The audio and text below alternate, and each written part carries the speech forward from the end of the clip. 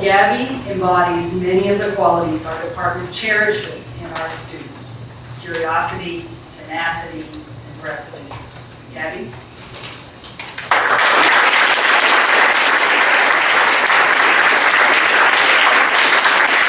Good afternoon. My name is Gabrielle Endicott, and I'm receiving a double degree in philosophy with honors and cellular molecular biology with a minor in chemistry. I will be attending the Washington State University College of Veterinary Medicine this fall. I'm currently a nanny and veterinary assistant, and I plan to go on to practice small animal medicine. So there's my elevator pitch that we've all been programmed and trained to give when we introduce ourselves in a more formal way. And when I was asked to speak at the ceremony today, I reflected on my elevator pitch and realized I'm not the typical philosophy student, and I was surprised. But this department lured me in with the writing credit offered by Phil 100, as it does for many people, and then hooked me with a deeper level of thinking and analysis of issues, logic and problem solving, stuff I've always loved but felt was really lacking from my science education here. I didn't declare the philosophy major until I was going into my junior year, and even then I was half expecting, with the double degree, not being able to finish, maybe dropping to a minor.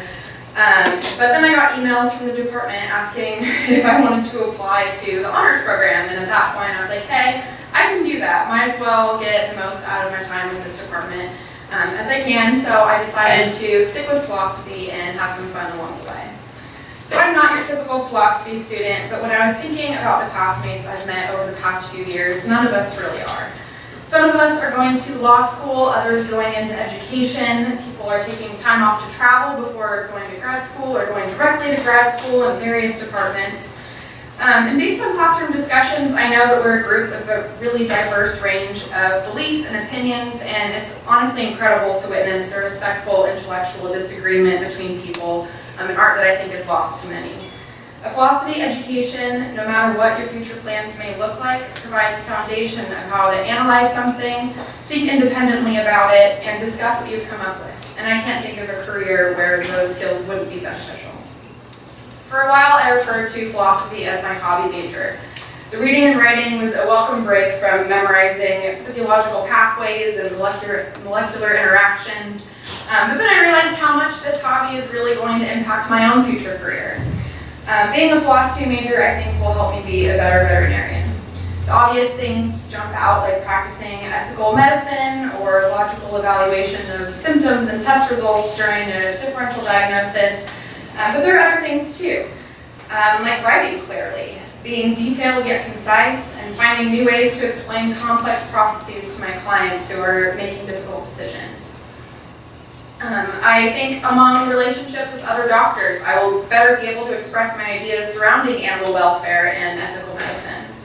I've built these skills thanks to the professors in this department, so I want to say thank you to you all. You guys have really pushed me to think, and then think again, and then think about what was wrong with what I thought in the first place. And I think that whole process has made me definitely a better student, a better scholar. And also I want to say another thank you to Gina. So my sophomore year, I went into Gina's office. I also don't think I ever actually scheduled an appointment. I always just walked in and she was happy to see me. But I said, Gina, I want to major in philosophy. Is that crazy? And she said, no, you want to do it? Go ahead. So I did. And when I wanted to try for departmental honors, I came in again and asked Gina, is that crazy? And she said, no, you'll do well. Go for it. And today I'm graduating with honors. And when I was planning senior year classes to wrap up all the requirements, I asked Gina, should I take 3 400-level philosophy classes and my last bio requirement spring quarter of my senior year? And she said, no, definitely don't do that. That one was crazy.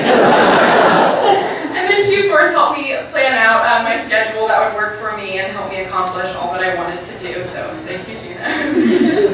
So I stand in front of you today, proud to be a philosophy major, proud to be a Husky, and proud to represent the class of 2018. Thank you.